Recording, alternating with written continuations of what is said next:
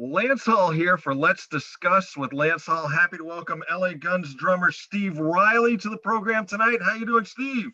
I'm doing good, Lance. Good to be with you, brother. Thrilled to have you with me.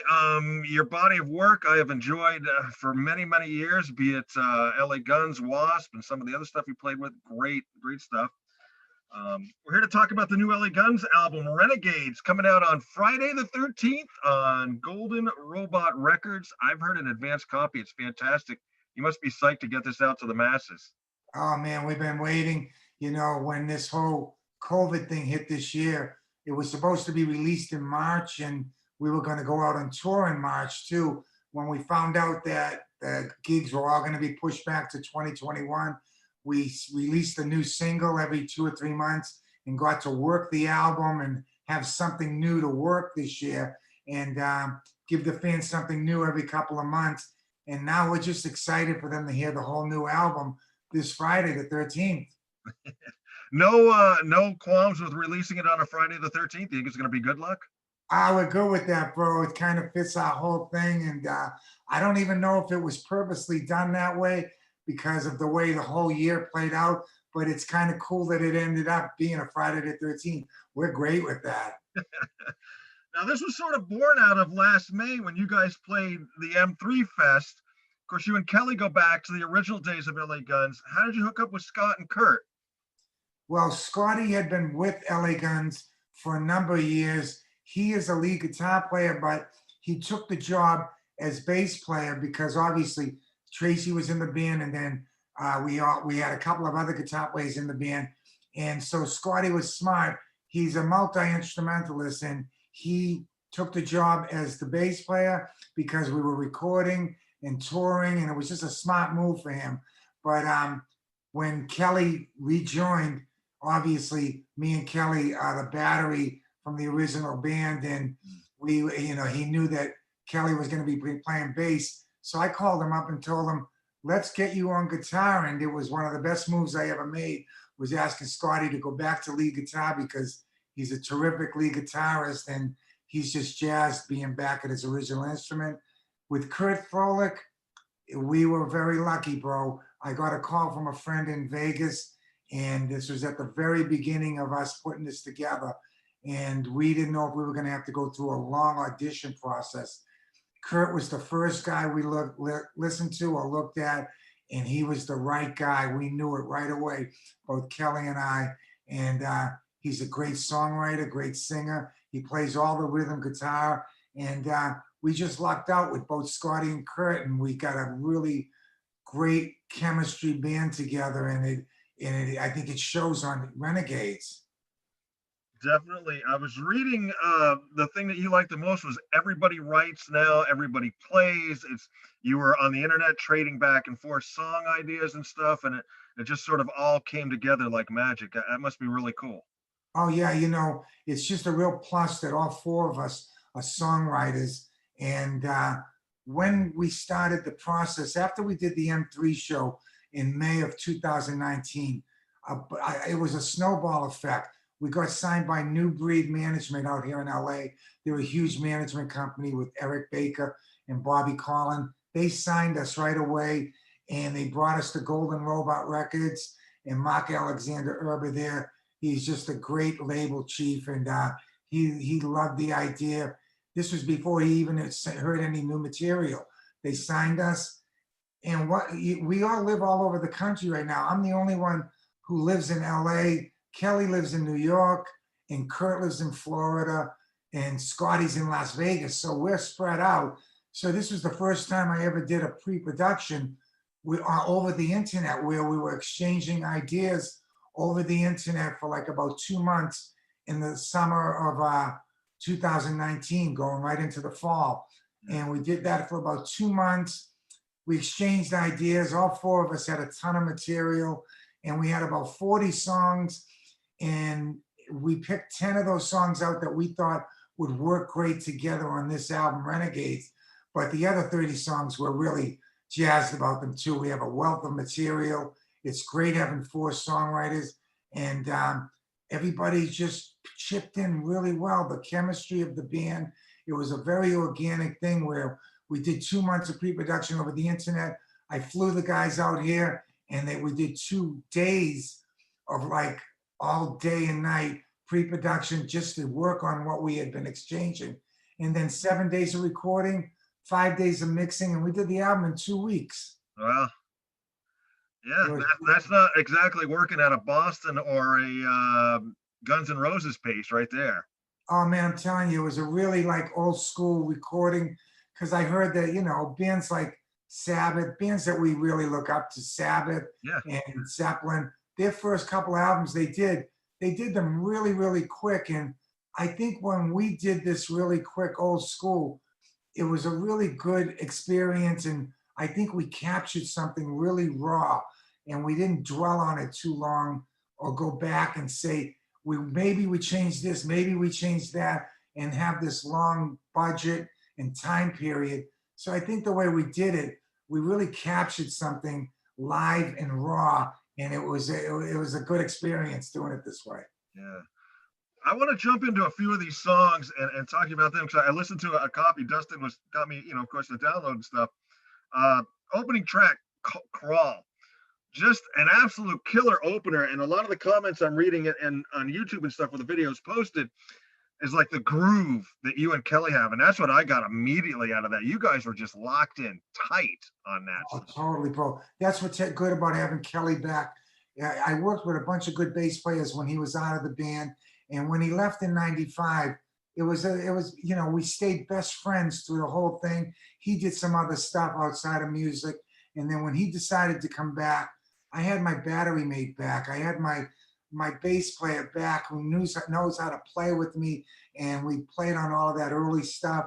And he's such a prolific songwriter too. He brought in Crawl.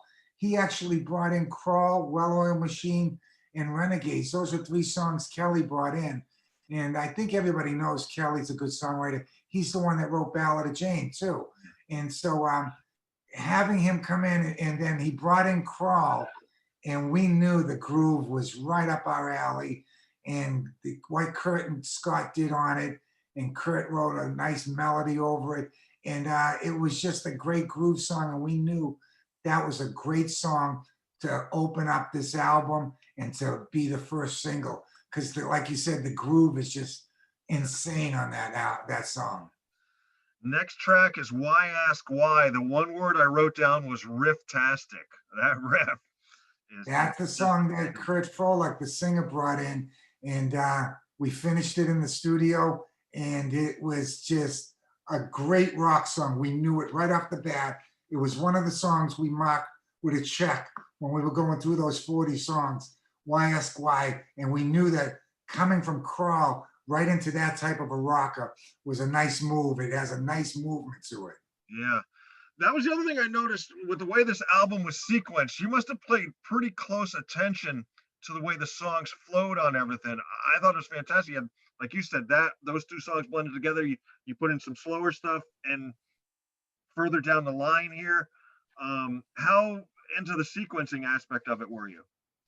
Well, it was very important too because we wanted the album to move well too. We didn't want to stick a couple of songs together that were too similar too. And LA Guns, all of our albums from '87 on, I thought we always had a really good mixture of songs moving from one kind of a style to another. It was all an LA Guns feel, but it was kind of a nice movement from one song to another. Mm. And that's what we kind of paid a little bit of attention on that too, to this sequencing. And we wanted it to have a different feel going from one song to another. And I thought we accomplished that. It has a nice flow to it. You definitely did. I picked up on it big time as I was listening to it. I like to listen, top to bottom. Lost Boys. When I saw the title, the first thing I thought of course, was the movie with the vampires there. A great tune, and one thing I know, that's got some heavy lyrics. Who wrote that one? All 3 of that shows you how versatile the band is. Crawls from Kelly, Why Ask Why is from Kurt. Scott Griffin brought in Lost Boys. And it's a song that he had been sitting on for a while. Actually, most of this material we had all been sitting on. We had written it, and it just hadn't gotten recorded by whatever bands we were all in. And Lost Boys was a Scotty song. So you could see the first three songs you mentioned are from three different writers in the band. So that's just a big plus. And I love Lost Boys. Yeah. I thought it turned out great. And Kurt brought in some of those lyrics and that melody, and he added it to what Scotty already had. And it has a really nice dark feel to it. It's a really great composition. Mm-hmm. The next track after that is "You Can't Walk Away," and it's my favorite track. I wrote one word beside it: hit. You know what? A freaking hit. And I tell you what, Lance, that's one of my songs. I brought that song in, and we finished it in the studio. So you could see, again, like the first four songs you're mentioning are written by different guys in the band. And it's just like an added plus. I brought in "You Can't Walk Away." I had been sitting on that song for so many years. And it's close to what it was when I wrote it, but Kurt twisted the chorus around a little bit, and he made it so interesting. And I'm so happy with that song. It turned out great. Yeah, absolute bona fide hit right there. I love that track. Right on. Gonna jump ahead to Wood. I like the acoustics. To me, almost a little bit of a Beatles-ish kind of vibe to that song. Yeah, that was a Kurt song too. Kurt Forlick brought that in. He had been sitting on that song for a few years now, and he sent that to us in pre-production. And he has a home studio, and he had already recorded it, and it was just tremendous. I was like, wow, this song is great. Even if it's not a single, it's a great album track. But it definitely has the Beatles feel to it. And I thought his performance with the vocals, he's playing all of that acoustic guitar on it, and he just did a tremendous job on that song. I love it. Definitely. Gonna jump to the title track, "Renegades." I really like that one. I gotta ask this before I say this though. How do artists feel? I'm always sort of conscious of telling an artist a song sounds like somebody or reminds me of another artist. Do you take that as a compliment or sort of a slam? I think that it's a compliment too, because people have said that it sounds like maybe a Billy Idol type of song, or maybe something else, or a Ramones song. I think that's just a compliment, and because we love those guys and those artists, and so that was another Kelly Nichols song that he brought in, and it has a nice departure from the regular hard rock song that you might expect from LA Guns, and it just has almost kind of like a European British feel to it, and I dig that song so much. I was so happy we released it as one of the singles. It's funny you mentioned Billy Idol, because that was the note I made, Billy Idolish. Yeah, and Billy Idol vibe to it. And it wasn't purposely done to sound like him. It just ended up coming out like that, and then I really didn't even make that connection until somebody had written it on the internet. And when they were reviewing it, or they had heard it, and they said it has a Billy Idol feel to it. And like I said, that's a compliment. I'm a big Billy Idol fan, but I never made that connection when we were recording it or when I was producing it. It just came later on when somebody mentioned it. Yeah. That's cool. That's kind of verification for me then that I'm not the only one that's hearing it too. So that's kind of cool. I'm glad you mentioned that. Closing track, "Don't Want to Know," just a stomping good punkish kick-ass closer. And what I liked with that tune closing, you got 10 tunes on this thing. I forget the running time. It's a decent amount of time. It's not one of these 18 songs, 75-minute opuses. Not that there's anything wrong with that. You left me wanting more. I was satisfied, but I wanted more. And if you go to like a restaurant, that's almost what you want to. You don't want to walk out of there super stuffed. You want to walk out of there saying, damn, that was a good meal. Right. You know what I'm saying? And "Don't Want to Know" is, "You Can't Walk Away" and "Don't Want to Know" are two songs that I wrote, and I had been sitting on them for years and years. And "Don't Want to Know," I don't know why I never recorded it with the older LA Guns or even Wasp or even Kale or anybody. It was one of those songs I had been sitting on for so long. And so Don't Want to Know was a great way to close the album because it's just a buzz saw. And it just goes off. And it was supposed to be like that. The guitar solo is just kind of a crazy mix of all kinds of guitars going at the same time. And I'm really happy with the way that turned out. Yeah, and like we talked about earlier, great sequencing. I mean, you start out with Crawl, it's just got that killer groove. You run through all the other tracks, and then you get down to the last track, and it just kicks you right in the ass, you know? Right on, You know? right on. Now we talked about you producing and stuff. Of course, I read you've worked with some pretty high profile producers, you know, Michael Wagner, Andy Johns, you worked with Gene Simmons. Was the first your first real introduction to production that was with Todd Rundgren back with Roadmaster, correct? That's correct. Yeah, I was like so fortunate. I got to work with all these great producers. And, once I did my drum tracks, I would stay in the studio and watch them and just try to soak up as much knowledge as I can to see how they would approach a record, how they would approach miking the band, miking the room. And I ended up doing 4 albums with Andy Johns. And obviously, I got to work with Gene Simmons and Tom Werman and other great producers. But when I did the 4 albums with Andy Johns, he's a master. He's done all that Zeppelin stuff and just tons of stuff, Van Halen. Yeah. And I soaked up a lot of knowledge from him. And then ended up being a good friend. I watched the way he recorded.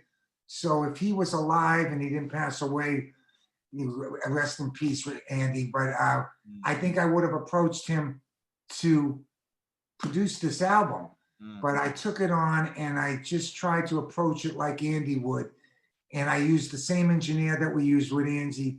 I used the same studio. And I tried to approach the record as a producer the same way Andy would, with how he would mic the room up and how he would approach a song or approach the musician, how he would probably try to coach the situation. And I was just so fortunate, Lance, to be able to work with him on 4 albums. Yeah. The guy was an absolute master. Definitely. I went back and I listened. I found some of that Roadmaster album on YouTube. That was some great 70s rock. Oh, yeah, totally, bro. That was a fun band to be with. And that was the album that Todd Rundgren produced. Yeah. And it was just a great Midwest band, Midwest type of rock. And those guys are all still really good friends of mine. I unfortunately had to leave the band because after the album came out, I thought the band might relocate to LA to get things going better and quicker. And they didn't want to do that. So I ended up leaving the band and coming out to LA and starting my whole career here with Mickey Jones from Angel and starting the whole process of being in the LA scene in '77. Yeah. That was Daddy Warbucks, right? With Mickey? Hey, that's right. A good one. Yeah, he was with Daddy Warbucks before Angel. And he was one of the guys that put Angel together and got the record deal at Casablanca. And we were just super good friends. And when he called and said he was out of Angel and do I want to come to LA? And this was in '77. I mean, I jumped on the chance and I had to leave Roadmaster because I knew that to get my career going, to be able to do what I wanted to do, I knew I had to be out in Los Angeles. And Mickey's the one that helped me get out here, Mickey Jones. And he was a good friend, and rest in peace, he passed away a few years ago also. You also did, speaking of Angel, you was it around Washington, D.C., you had a band or some affiliation with Frank Domino?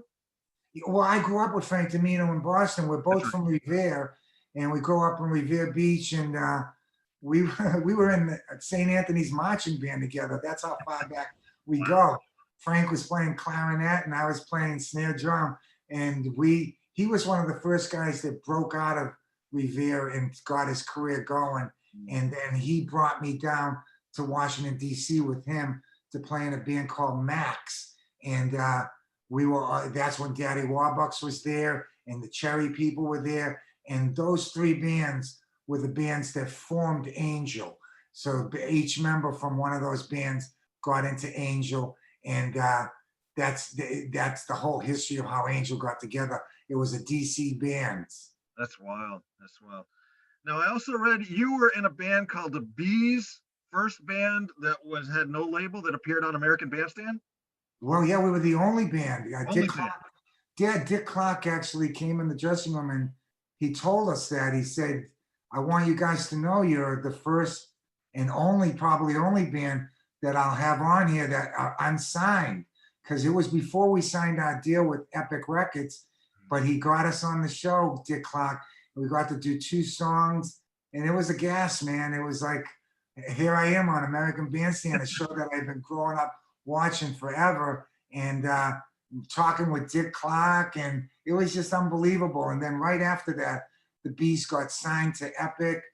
Tom Werman signed us. He was the head of A&R, and he ended up producing the album too. So that was my connection to Tom Werman. He did the Bees album, and then I got him to do Cocked and Loaded for LA Guns. That's awesome. That's awesome. I got to bring up. I'm gonna try not to go total fanboy on you here, but I got to tell you, Last Command and Inside the Electric Circus were 2 albums that I just played the grooves off of. Right on. Threw them both on a TDK SA90 so I could play them in my 79 Camaro. Right. Tell me a little bit about that experience with Wasp. Give me like a Cliff Notes version or something. Well, I had been doing the Keel, the Right to Rock album with the Keel band and Gene Simmons. And I had just finished doing my drum tracks, and we were down at the old record plant here in LA. And I got a call at the record plant from Blackie, and he wanted to know if I'd come by his place, listen to his first album, and I did. And he said that they were looking for a drummer, and they have to leave for Europe in 2 weeks. And so I had to make a hard decision. I was in a really good position with Keel, Gene Simmons on A&M Records, at the record plant, and things were going really good. But Wasp, looking back on it in hindsight, I made the right call. And I joined up with Wasp, and I left Keel right after doing the Right to Rock. And we toured on that first album for about 1.5 years. And then we went in hitting on all cylinders for Last Command. The band was still with Randy Piper, and it was just on fire. And, I think that might be the 2 biggest hits that Wasp had, with Wild Child and Blind in Texas. And that album is really special to me, The Last Command, because the tour for that and the album itself were just special. I thought that they came out great. The tour was great. And we went right in after that tour and we did Inside the Electric Circus. And that whole Wasp thing was just a great experience for me. I really wish that the original Wasp with Chris Holmes, Randy Piper, Blackie, and me, I wish that never broke up. I thought we had a lot of legs left to us and a lot of stuff to do, but unfortunately it broke up, and it was just a great time. I ended up doing 3 albums. I did the Live in the Raw album too. And then, right after I did the Live in the Raw album, I was fortunate timing-wise. I joined right up with LA Guns right after that album. So it was great timing on that deal. Man, from Keel to Wasp to LA Guns, that's a pretty charmed life right there. Oh, man. I tell you, you got to have talent, but you have to have timing too. Yeah. And the timing for me worked out amazing. So I was able to really partake in the first wave of metal out of LA with Wasp and Motley Crue and Rat and Great White and Dokken. And then I got to take part in the second wave with Guns N' Roses, LA Guns, Fast Pussycat, Jet Boy. So I was really fortunate to be like one of the kind of only musicians that got to be in bands from both waves of metal out of LA in the 80s.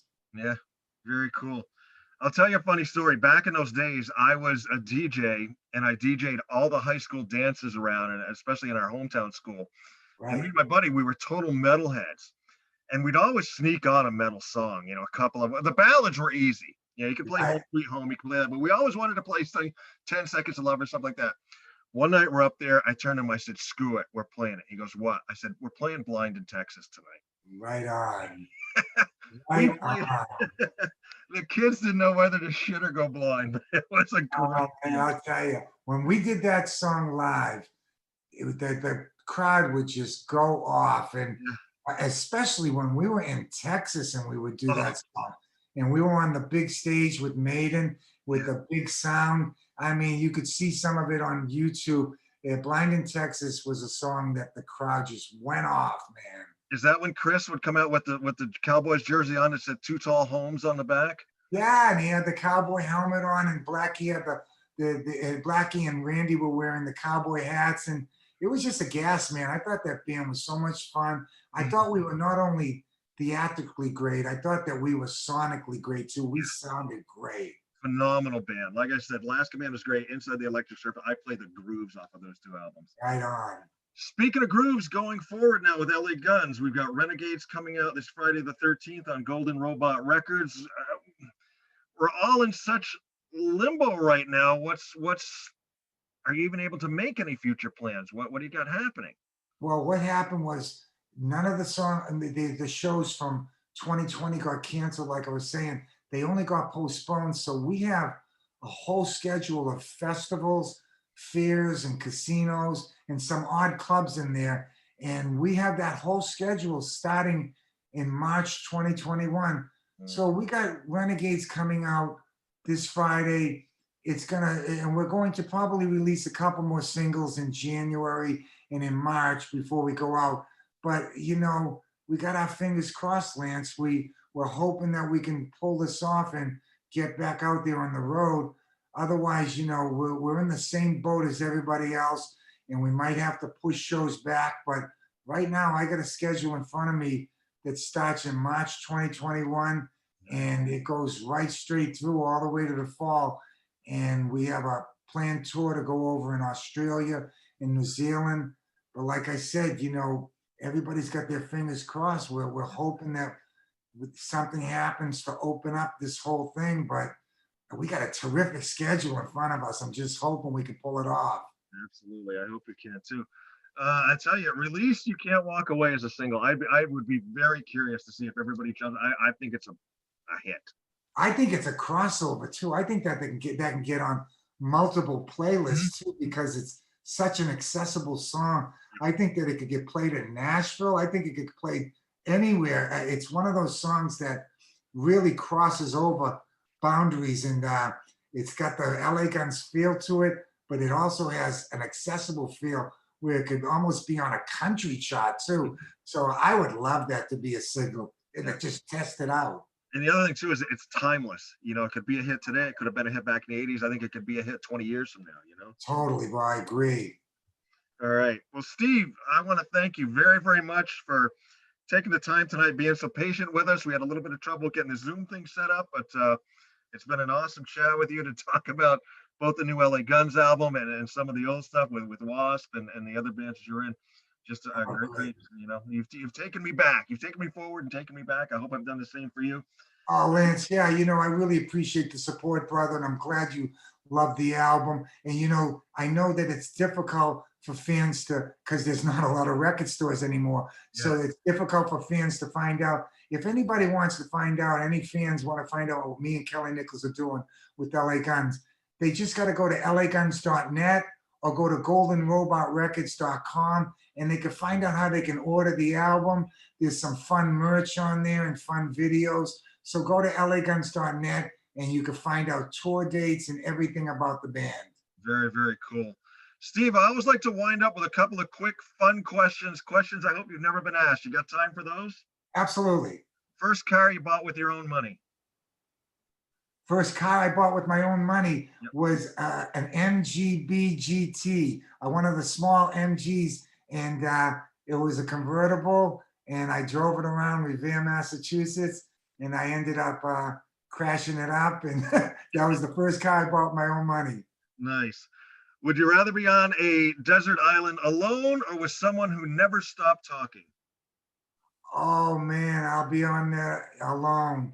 I'll be on there alone instead of somebody who's just rattling away. I think that I could dig being on my own, and I could hack it more than being just talk to nonstop. All right. If you could go back to your youth and have your mom cook one of her home cooked meals from your youth, what would you have her make? Ah, wow, bro. You know, my mom was Sicilian and she cooked unbelievable sauce. So maybe like I'll say like her lasagna, her chicken cacciatore, one of those Sicilian meals. I'll take either one of them, man. Nice. Favorite old school wrestler? Favorite old school wrestler was when I was growing up, Bruno Sammartino. There you go. Somehow I thought being from the Mass area, you were going to go with Bruno. Totally. Um, very cool. Um, Favorite toy growing up as a child? My favorite toy growing up with a child was actually a toy drum kit, man. It was made of like, this really cheap metal with paper heads, and it was something, because I've been playing drums since I was 5, 6 years Mm. old. So that was pretty much my favorite toy, was this old little children's drum kit, and I just beat the hell out of it. If you could pick a TV show to have a song from the new LA Guns album placed in, what show would you like to have it put in? Wow. I tell you what, man. I've been watching some old westerns. They got a channel out here called Me TV, and Mhm. yeah, and they show all the old westerns that I loved when I was growing up. And maybe I don't know, maybe have Rifleman and have one of those LA Gun songs in it, Lost Boys or something like that in there. There you go. Very cool. Last one, and this is the one we usually have the most fun with. If they were to make a movie of your life, what actor would you have portray you in the movie? And it's your movie, your life. You can pick anybody. Oh wow, that would be a trip, man. What actor? I tell you what, man. I don't know.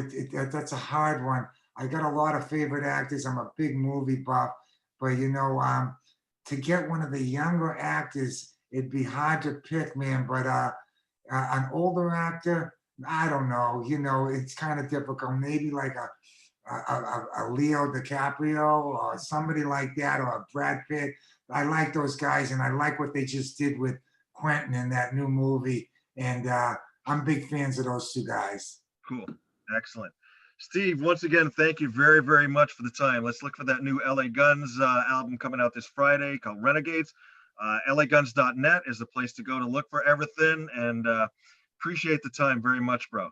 Lance, thank you so much for your support, brother. And listen, I hope to see you on tour. If you see us around playing around, you come backstage, we'll have a drink, okay, brother? Hey, sounds good. I will be there. Thank you very much. Okay, and be safe too, man. You too. Wear your Okay. mask, wash your hands. All right, talk to you soon. Bye bye.